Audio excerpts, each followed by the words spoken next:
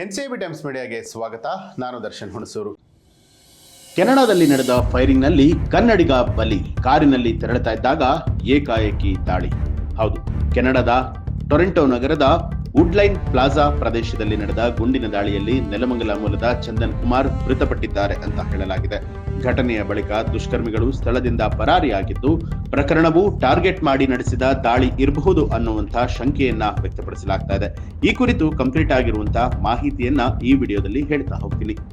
6 ವರ್ಷಗಳಿಂದ ಕೆನಡಾದಲ್ಲಿ ಇದ್ದಂತಹ ಚಂದನ್ ಕಳೆದ 6 ವರ್ಷಗಳಿಂದ ಕೆನಡಾದಲ್ಲಿ ನೆಲೆಸಿದ ಚಂದನ್ ವೃತ್ತಿಯಿಂದ ಸಾಫ್ಟ್ವೇರ್ ಇಂಜಿನಿಯರ್ ಆಗಿದ್ದು, ಸ್ಥಳೀಯ ಕನ್ನಡ ಸಮುದಾಯದಲ್ಲಿ ಚಿರಪರಿಚಿತ ವ್ಯಕ್ತಿಯಾಗಿದ್ರು.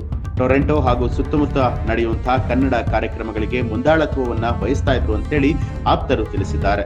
ಅಲ್ಲದೆ ಕೆಲ ಕನ್ನಡ ಚಲನಚಿತ್ರಗಳ ಶೂಟಿಂಗ್ ನಲ್ಲೂ ಕೂಡ ಭಾಗಿಯಾಗಿದ್ರು ಅಂತ ಹೇಳಲಾಗಿದೆ. ಘಟನೆ ನಡೆದ ವುಡ್ಲೈನ್ಸ್ ಪ್ಲಾಜಾ ಪ್ರದೇಶದಲ್ಲಿ ಏಕಾಏಕಿ ಫೈರಿಂಗ್ ಆಗಿರುವಂತದ್ದು. ಗುಂಡೇಟಿಗೆ ಗಂಭೀರವಾಗಿ ಗಾಯಗೊಂಡ ಚಂದನ್ ಅವರನ್ನ ಆಸ್ಪತ್ರೆಗೆ ಕರೆದೊಯ್ಯಿತಾಗಿದ್ರು ಕೂಡ ಅವರು ಮೃತಪಟ್ಟಿರುವಂತದ್ದು ಖಚಿತ ಆಗಿದೆ. ದಾಳಿ ನಡೆಸಿದವರು ಯಾರು, ದಾಳಿಯ ಹಿಂದಿನ ಉದ್ದೇಶ ಏನು ಅನ್ನುವಂಥದ್ರ ಬಗ್ಗೆ ಇನ್ನೂ ಸ್ಪಷ್ಟ ಮಾಹಿತಿ ಲಭ್ಯವಾಗಿಲ್ಲ.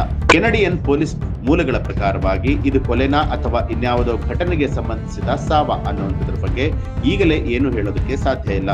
ಪ್ರಕರಣವನ್ನ ಎಲ್ಲ ಆಯಾಮದಿಂದ ತನಿಖೆಯನ್ನ ನಡೆಸಲಾಗ್ತಾ ಇದ್ದು, ಸಿಸಿಟಿವಿ ದೃಶ್ಯಾವಳಿಗಳು ಹಾಗೂ ಸಾಕ್ಷ್ಯಾಧಾರಗಳ ಆಧಾರದಲ್ಲಿ ಮಾಹಿತಿಯನ್ನ ಸಂಗ್ರಹಿಸಲಾಗ್ತಾ ಇದೆ. ಪ್ರಕರಣ ಇನ್ನು ಕೂಡ ತನಿಖೆಯ ಹಂತದಲ್ಲಿದ್ದು, ಯಾವುದೇ ನಿರ್ಣಯಕ್ಕೆ ಬರೋದಕ್ಕೆ ಸಾಧ್ಯ ಇಲ್ಲ ಅಂತ ಹೇಳಿ ಅಧಿಕಾರಿಗಳು ತಿಳಿಸಿದ್ದಾರೆ. ಚಂದನ್ ಅವರ ಸಾವಿನ ಸುದ್ದಿ ತಿಳಿಸಿದ ಹಾಗೆ ಅವರ ಕುಟುಂಬದಲ್ಲಿ ಆಕ್ರಂದನ ಮುಗಿಲು ಮುಟ್ಟಿದೆ.